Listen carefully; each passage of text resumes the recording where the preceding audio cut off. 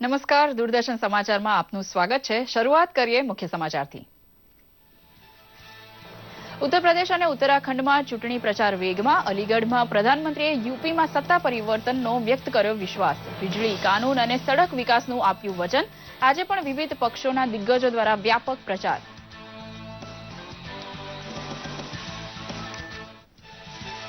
નોઈડાના 350 કરોડ રૂપિયાના ઓનલાઈન છેતરપિંડી કૌભાંડ મામલે ઈડીએ લખનૌમાં દાખલ કર્યો મની લોન્ડરિંગનો કેસ। વધુ પુરાવા માટે ઉત્તર પ્રદેશના અસંખ્ય સ્થળોએ દરોડાનો દોર।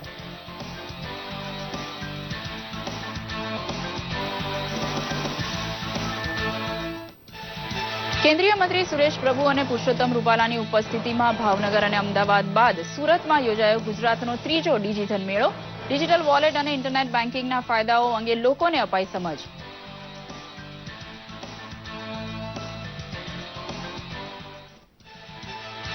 રાજકોટ મેરેથોનને દેશમાં પહેલો અને એશિયામાં બીજો ક્રમ। 63,500થી વધુ દોડવીર જોડાતા ફૂલ મેરેથોન શ્રેણીનું દોડનું પહેલું યજમાન બન્યું રાજકોટ। વડોદરામાં પણ ડિજિટલ ઇન્ડિયાની થીમ સાથે યોજાઈ મેરેથોન।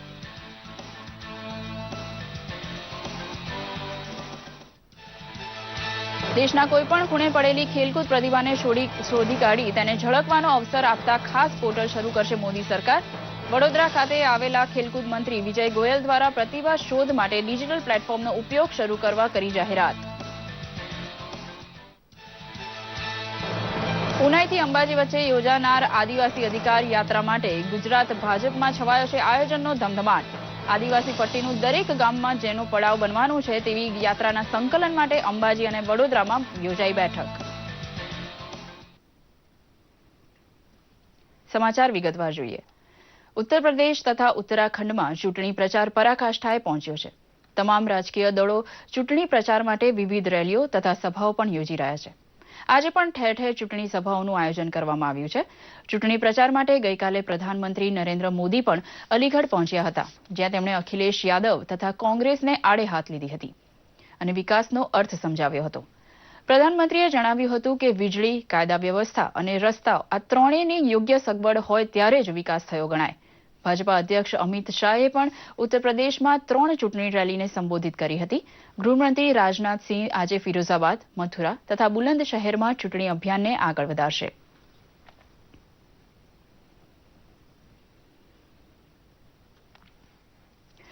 એન્ફોર્સમેન્ટ ડિરેક્ટોરેટ લખનૌમાં નોઈડા ઓનલાઈન છેતરપિંડી કૌભાંડ બાબતે મની લોન્ડરિંગ એક્ટ હેઠળ એક ગુનો દાખલ કર્યો છે। આ અગાઉ એન્ફોર્સમેન્ટ ડિરેક્ટોરેટ દ્વારા અનુભવ મિત્તલના વિવિધ સ્થળોની તપાસ કરવામાં આવી હતી, જેમાં ઘણા દસ્તાવેજોને સીલ કરી દેવામાં આવ્યા છે। કોર્પોરેટ બાબતોના મંત્રાલયના અંતર્ગત કામ કરનાર અધિકારીઓ પણ આ બાબતે વધુ તપાસ કરી રહ્યા છે। ઉત્તર પ્રદેશ એસટીએફ તથા ઇન્કમટેક્સ વિભાગ પણ અગાઉથી જ આ બાબતે તપાસ કરી રહ્યા છે। કૌભાંડની તપાસ માટે ઉત્તર પ્રદેશ એસટીએફ દ્વારા 10 ટીમો બનાવવામાં આવી છે, જે કૌભાંડના પુરાવાઓ એકઠા કરશે। અત્યાર સુધી 410થી વધુ ફરિયાદો એસટીએફ પાસે આવી ચૂકી છે। સાથે જ એ તમામ લોકોને ઈમેલ પણ કરવામાં આવ્યા છે જેમણે આ બનાવટી કંપનીમાં રોકાણ કર્યું હતું। ઉલ્લેખનીય છે કે ઉત્તર પ્રદેશની એસટીએફ દ્વારા દેશભરના 6,30,000 લોકો પાસેથી સોશિયલ ટ્રેડના નામે 3,700 કરોડ રૂપિયા ઠગાઈ કરનારી કંપનીનો પર્દાફાશ કર્યો હતો। બ્લેઝ ઇન્ફો સોલ્યુશન નામની આ કંપની નોઈડાના સેક્ટરથી ઓફિસ સંચાલન કરતી હતી।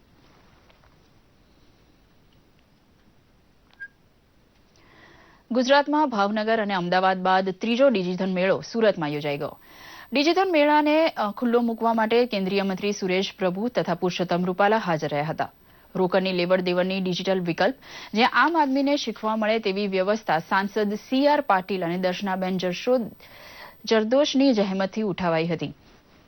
ડિજિટલ વોલેટમાં રકમ જમા રાખવાના ફાયદા સમજાવતા અનેક સ્ટોલ અહીં ખાનગી કંપનીઓ દ્વારા ખોલાયા હતા, તો અગ્રણી બેંક દ્વારા ઇન્ટરનેટ બેન્કિંગ સેવા પોતાના બેંક ખાતામાં ચાલુ કરવા માટેનું માર્ગદર્શન ગ્રાહકને આપવા વ્યવસ્થા કરાઈ હતી। નાના વેપારીના કામકાજમાં સરળતા રહે તેવા સૂચન અહીં તજજ્ઞો દ્વારા કરાયા હતા।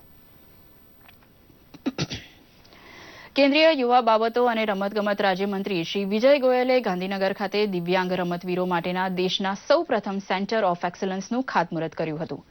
50 કરોડથી વધુના ખર્ચે સ્થાપવામાં આવનાર આ કેન્દ્રમાં દિવ્યાંગ રમતવીરો માટે વૈશ્વિક સ્તરની તાલીમ અને સુવિધા પૂરી પાડવામાં આવશે, જેમાં ઇન્ડોર હોલ, ટ્રેક્સ અને 100 બેડની ક્ષમતા ધરાવતી હોસ્ટેલનો સમાવેશ થાય છે।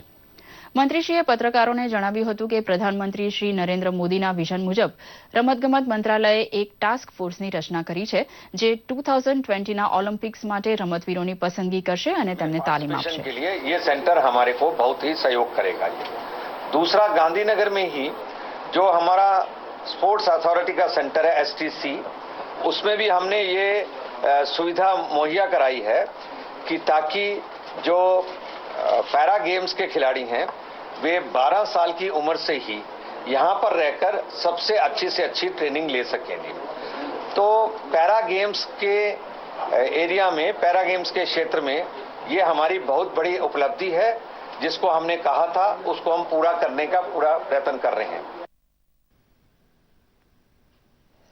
મોદી સરકારમાં ખેલકૂદ મંત્રાલયનો હવાલો સંભાળતા મંત્રી વિજય ગોયલે કહ્યું છે કે દેશનો કોઈ પણ ખૂણે છુપાયેલી ખેલ પ્રતિભાને ખોળી કાઢવા તેને તક આપવા માટે ખાસ પોર્ટલ શરૂ કરાશે. આ પોર્ટલમાં 8 વર્ષથી મોટી ઉંમરના ખેલાડી પોતાનો બાયોડેટા, ફોટોગ્રાફ્સ તથા સમર્થતાને લગતી વિગત અપલોડ કરી શકશે. વડોદરા ખાતે શૌચાલય બ્લોકનું ભૂમિપૂજન કરવાના કાર્યક્રમમાં શ્રી ગોયલે આ વાત કરી હતી.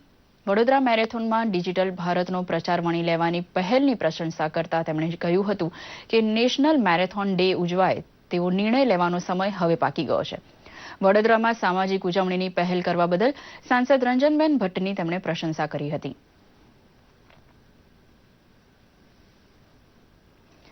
રાજકોટમાં દેશની સૌથી મોટી ફૂલ મેરેથોન દોડનું મુખ્યમંત્રી વિજય રૂપાણીએ લીલી ઝંડી આપી પ્રસ્થાન કરાવ્યું હતું. સવારના 4 વાગ્યાથી જ મોટી સંખ્યામાં કડકડતી ઠંડીમાં રાજકોટવાસીઓએ દોડ લગાવી હતી. તો વડોદરામાં પણ ઇન્ટરનેશનલ ફૂલ મેરેથોનને મુખ્યમંત્રીએ ફ્લેગ ઓફ કરાવી હતી. પ્રથમ વખત યોજાનારી ઇન્ટરનેશનલ મેરેથોન દેશની પ્રથમ કેશલેસ અને ડિજિટલ મેરેથોન બની હતી. જોઈએ એક ખાસ રિપોર્ટ. રાજકોટમાં આજે દેશની સૌથી મોટી 42 કિલોમીટરની ફૂલ મેરેથોન દોડનું આયોજન કરવામાં આવ્યું હતું. રાજકોટ મહાનગરપાલિકા દ્વારા સતત બીજા વર્ષે યોજાયેલી મેરેથોન દોડનો રાજ્યના મુખ્યમંત્રી વિજયભાઈ રૂપાણીએ લીલી ઝંડી બતાવી પ્રારંભ કરાવ્યો હતો. ફૂલ મેરેથોન દોડમાં વહેલી સવારથી એક સાથે 63,000થી વધુ લોકોએ પાણીની કરકસર, સ્વચ્છતા અને સ્માર્ટ સિટીના સંકલ્પ સાથે દોડ લગાવી હતી. આ દોડ ભારતની પ્રથમ તથા એશિયામાં બીજા ક્રમાંકની દોડ બની છે. આ પ્રસંગે મુખ્યમંત્રી વિજય રૂપાણીએ રાજકોટ શહેરના નાગરિકના ઉત્સાહ અને ઉમંગને બિરદાવ્યું હતું. મુખ્યમંત્રી સાથે શહેરના મહાનુભાવો સહિત રાજકોટ ફૂલ મેરેથોનના એમ્બેસેડર તથા ક્રિકેટર ચેતેશ્વર પૂજારા પણ જોડાયા હતા.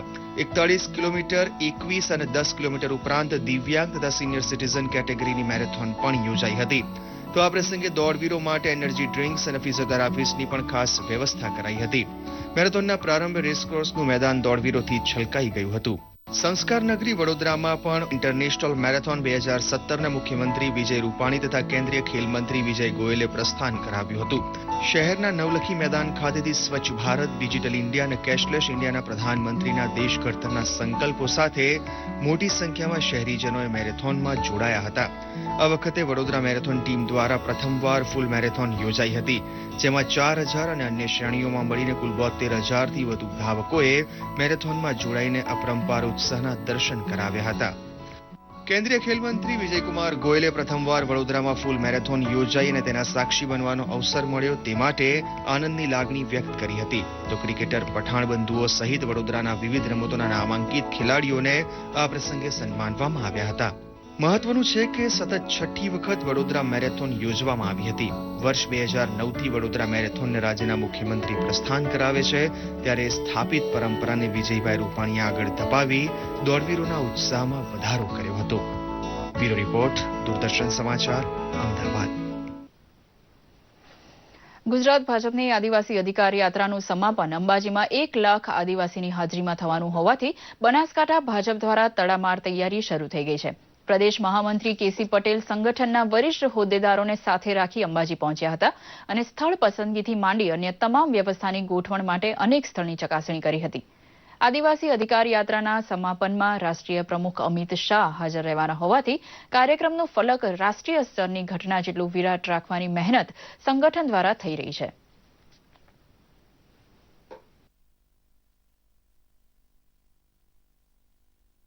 અને આ સમાપન કાર્યક્રમમાં 1 લાખ કરતા વધુ આદિવાસી ભાઈઓ અને કાર્યકર્તાઓ ઉપસ્થિત રહેવાના છે. એની તૈયારી માટે આજે અંબાજી મુકામે બેઠક રાખી હતી. દાંતા ખાલી વિધાનસભાના 500થી વધુ કાર્યકર્તાઓ એક બૂથમાંથી વધુમાં વધુ લોકો આવે વધુમાં વધુ આદિવાસી ભાઈઓ આવે એની ચિંતા કરવા માટે અહીંયા એકત્ર થયા હતા. અમદાવાદમાં નવા બનેલા આધુનિક ઓડિટોરિયમનું લોકાર્પણ મુખ્યમંત્રી વિજય રૂપાણીના હસ્તે યોજાઈ ગયું. 36.5 કરોડના ખર્ચે તૈયાર થયેલા ઓડિટોરિયમમાં 1000 બેઠકના સભાગૃહ બેન્ક્વેટ હોલની પણ સગવડ છે. ઓડિટોરિયમમાં આધુનિક સાઉન્ડ સિસ્ટમથી સજ્જ આરામદાયક બેઠક વ્યવસ્થા કરવામાં આવી છે. શહેરીજનો તેમજ નાની સંસ્થાઓ, શાળા, કોલેજો પણ આ પ્રકારનો હોલનો ઉપયોગ કરી શકે તેથી ભાડું પોસાય તેવું રાખવા કોર્પોરેશનના અધિકારીઓને સૂચન કર્યું હતું.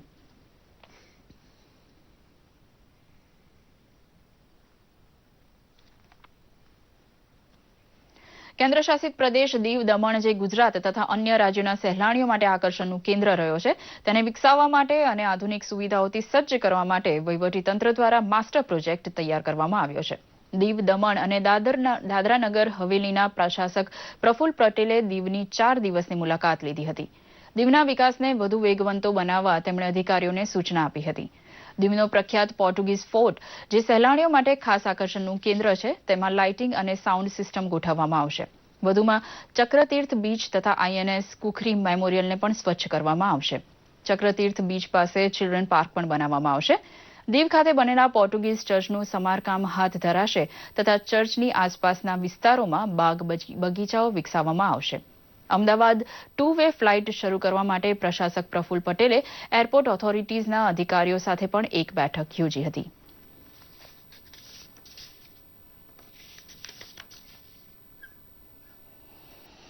ગુજરાતી ફિલ્મ અને નાટકની રંગભૂમિના અનોખા કલાકાર તેમજ કવિ દિવાકર રાવલના કાવ્ય સંગ્રહ અનાયસનો વિમોચન કાર્યક્રમ અમદાવાદ ખાતે યોજાઈ ગયો.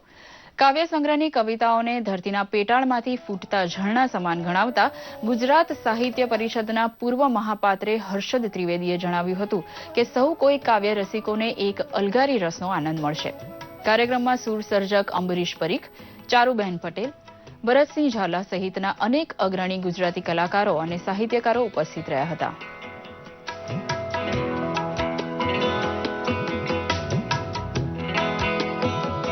જે કંઈ લખ્યું, જે કંઈ મને ફાવે એવું મેં આ ચોપડીમાં રજૂ કર્યું એ આજે એનું પરિણામ તમારા સૌની સામે છે.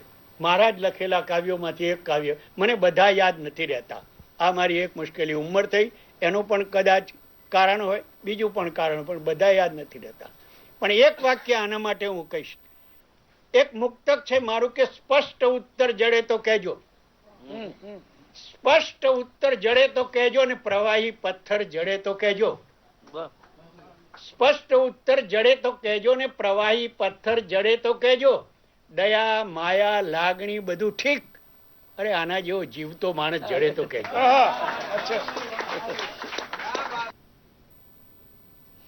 આગામી 25 ફેબ્રુઆરીએ ટ્રાન્સમીડિયા દ્વારા મુંબઈ ખાતે ગુજરાતી કલાકારોને વિવિધ એવોર્ડ અર્પણ કરી સન્માનિત કરવામાં આવશે. છેલ્લા 15 વર્ષથી ગુજરાતી ફિલ્મ, સિરિયલ અને નાટકોમાં અભિનય કરતા ગુજરાતી કલાકારોને પ્રોત્સાહિત આપવાના હેતુથી સંસ્થા દ્વારા એવોર્ડ અર્પણ કરી પુરસ્કૃત કરવામાં આવે છે. આ વખતના ટ્રાન્સમીડિયા એવોર્ડમાં દૂરદર્શન અમદાવાદની સંકલ્પ અને બકુલનું બખડજંતર નામે 2 સિરિયલો પણ નોમિનેશન્સ થયું છે. અને આ બંને સિરિયલને સારા એવા નોમિનેશન્સ અંકો પણ પ્રાપ્ત થયા હોવાનું ટ્રાન્સમીડિયાના ચેરમેન જસ્મીન શાહ અને અભિલાષ ઘોડાએ માહિતી આપતા જણાવ્યું હતું. કલાકારો વર્ષોથી એક વર્ષથી રાહ જોતા રહે છે. અમે 15 વર્ષ પૂરા કર્યા છે, 16મા વર્ષમાં પ્રવેશી રહ્યા છે. આ 16મો એવોર્ડ 25 ફેબ્રુઆરીએ જૂ ખાતે તુલિપ સ્ટાર ખાતે જોવામાં આવેલો છે અને ત્યાં તમને 10,000ની સંખ્યામાં ગુજરાતી જોવા મળશે. 10,000ની સંખ્યા વચ્ચે ગુજરાતી વચ્ચે અમે ગુજરાતી કલાકારોને સન્માનવાનું કામ કરીએ છીએ. છેલ્લા 15 વર્ષથી મુંબઈની ધરતી પર ગુજરાતી મનોરંજન ક્ષેત્રના કલાકાર કસબીઓને સન્માનતા Transmedia Gujarati screen and stage award 16મા વર્ષમાં પ્રવેશે, જેનો ટ્રાન્સમીડિયાની ટીમ વતી અમને ખૂબ આનંદ છે. ટેલિવિઝન કેટેગરીમાં સેટેલાઇટ ચેનલની સિરિયલ્સ તો છે જ, પણ એની સાથે સાથે દૂરદર્શન અમદાવાદની 2 સિરિયલો સંકલ્પ અને બકુલનું બખડજંતર, આ બંને ખૂબ સારા નોમિનેશન્સ મેળવ્યા છે. આ સાથે જ આ સમાચાર બુલેટિન સમાપ્ત કરીએ છીએ. નમસ્કાર.